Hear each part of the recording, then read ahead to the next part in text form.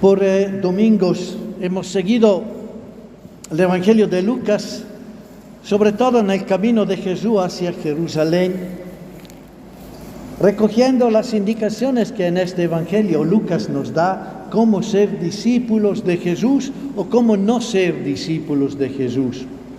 Y hemos visto la característica de este discípulo.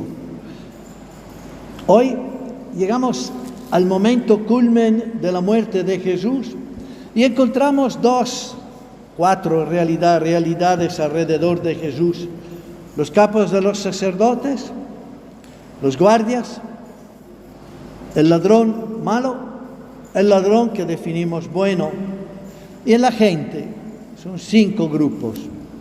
La gente está a mirar, a ver lo que sucede, no se mete, no toma papel en el asunto.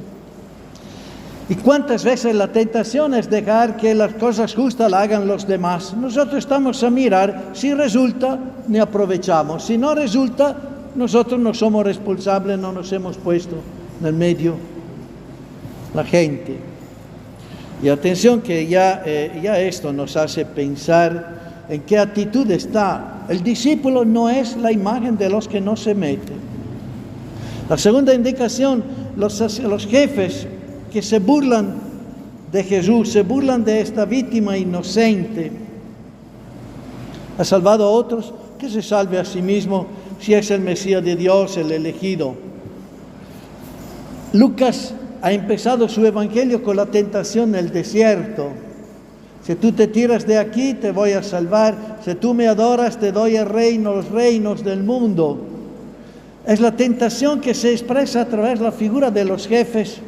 Interesante, los jefes que tendrían que ser para el pueblo judío los que transmiten la voluntad de Dios, los que ayudan a identificar la voluntad de Dios, son los más lejanos de reconocer el camino de Dios. Cuando alguien se endiosa, no permite ni a los demás de alcanzar el verdadero encuentro con Dios. Cuando alguien se endiosa a sí mismo, trastorca toda la realidad y se vuelve incapaz, y no solo, se vuelve obstáculo en el camino de los demás. ¿Y cuántas veces Papa Francisco nos lo ha recordado? ¿Y a cuántas veces hay personas que se endiosan a sí mismos, votan a Dios porque dicen que hace esclavos y se proponen ellos como los libertadores y acaban de esclavizar peor que todos los demás? Atención a los que se endiosan. ¿Por qué? Porque frente a ellos perdemos nuestra dignidad. El tercero, el ladrón, el que definimos malo. Bueno, ni el bueno estaba tan bueno si estaba en la cruz. Pero el malo, el que retoma esto, que ¿no eres tú el Mesías? Sálvate a ti mismo y a nosotros. Esta es la imagen del discípulo que no es discípulo. Del discípulo que busca en Dios una ventaja para sí. ¿Eres Dios? Sálvate y ayúdame. Si no, ¿qué Dios eres? Si no me ayudas, eres un Dios inútil.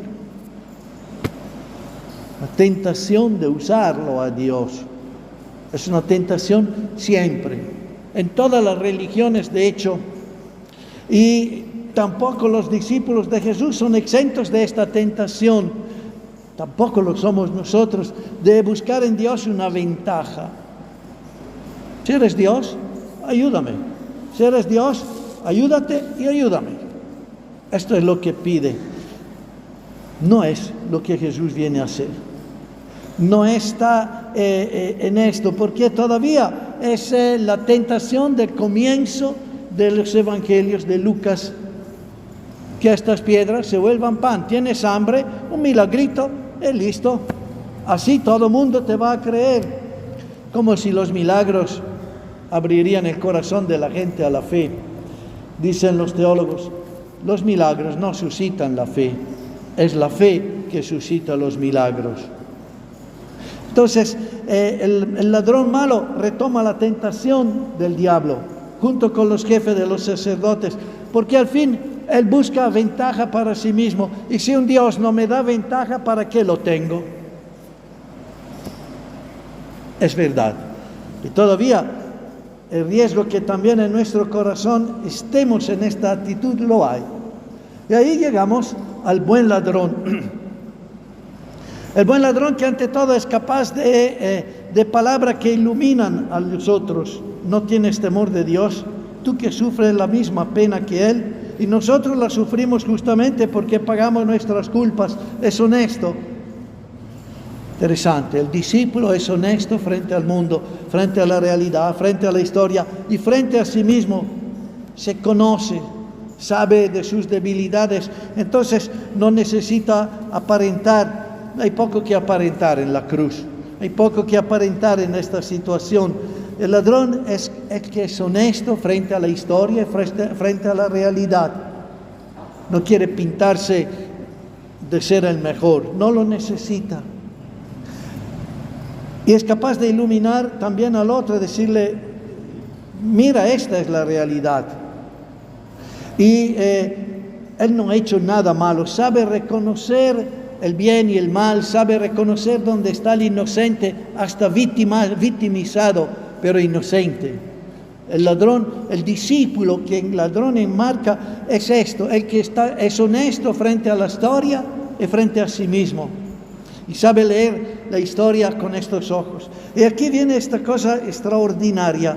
Jesús, acuérdate de mí cuando llegarás a tu reino. Tiene adelante uno que en vez que en un trono está en una cruz. Tiene adelante uno que está muriendo, frente al cual Pilato le ha preguntado, ¿tú eres rey? Y cuando Jesús le dice, sí, yo lo soy, tú lo dices, ni lo toma en serio, dice, esto está chipado. El ladrón en la cruz, en esta situación, cree que Jesús no es un loco, cree que Jesús de verdad es un rey capaz de salvación mientras está muriendo. Y es propio cuando está muriendo Jesús que es capaz de salvación para todos. Y cree que es capaz de salvarlo a él y no le pide bajar de la cruz. Ni para Jesús, ni para él, no le pide esto, no le pide una ventaja. Solo le pide que tome en cuenta su vida, a pesar de ser la vida de un ladrón, la vida de uno que no ha construido nada de bueno en su historia. Lo entrega todo a Jesús. ¿Cómo habrá sido capaz de tanta fe en una situación tan absurda de creer que este que moría a su lado no era un loco, sino de verdad era un rey de una realidad que no se ve, pero es tan real cuanto la que se ve y aún más? ¿Cómo habrá podido el ladrón llegar a esta altura? No la hay en ninguno en el Evangelio. María, pero en una condición totalmente distinta y mucho más fácil o complicada. Mientras esta se vuelve de golpe la imagen del ladrón. Y allí donde los demás apóstoles y discípulos que tenían que creer en él han escapado, el ladrón es el que hace la más grande expresión de fe. Acuérdate de mí cuando serás en tu reino. Esta es la imagen del discípulo. Un discípulo que cree que este Jesús nos hace ver una realidad que no se ve aparentemente, pero que es real y que está en la historia y que está en la eternidad. Esto es el corazón del discípulo, que cree que a pesar de un mundo lleno de maldad, lleno de violencia, lleno de demonios, lleno de enfrentamientos, Dios actúa misteriosamente con una historia de salvación más allá de todo esto. No se ve, pero es real. No se hace sentir, no truena, pero es verdadera. Y a esta manera de vivir y de ser, a pesar que signifique muerte, porque Él no pide de ser salvado de la muerte, solo pide que se recuerde de Él. El discípulo es el que no se preocupa de su muerte, sino se confía y pide a Dios, ayúdame a estar en esta historia de salvación. Y Jesús le responde, te aseguro que hoy estarás conmigo en el paraíso. La promesa es del hoy. Interesante, Lucas en su evangelio 6 veces habla hoy, diciendo hoy la salvación. Empieza el evangelio con el anuncio a los pastores, hoy les ha nacido el Salvador, el Cristo Señor. Vayan y busquen hoy. Y empieza así el evangelio.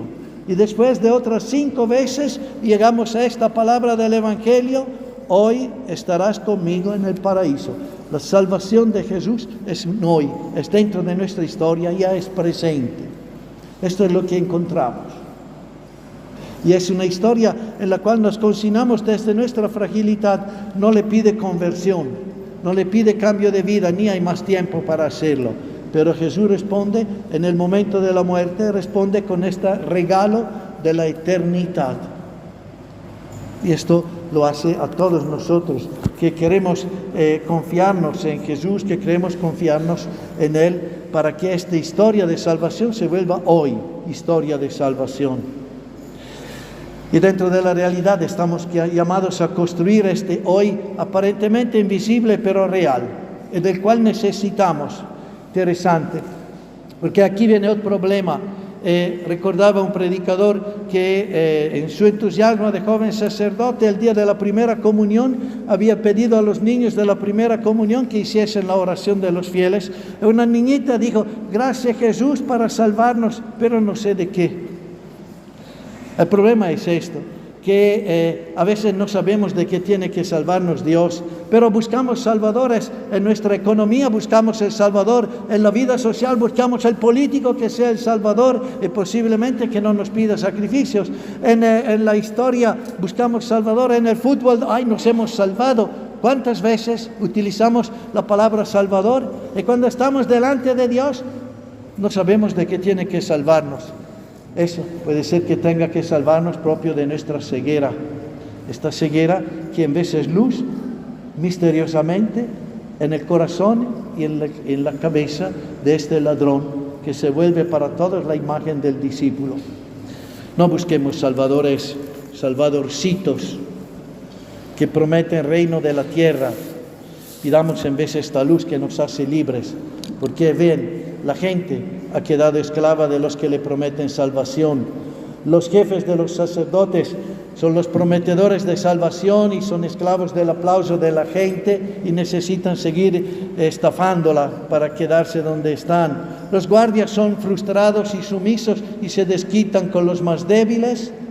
El ladrón malo busca una ventaja y el verdadero que alcanza la salvación sigue siendo este discípulo raro que nos presenta Lucas al final de su Evangelio, en la cruz al lado de Jesús.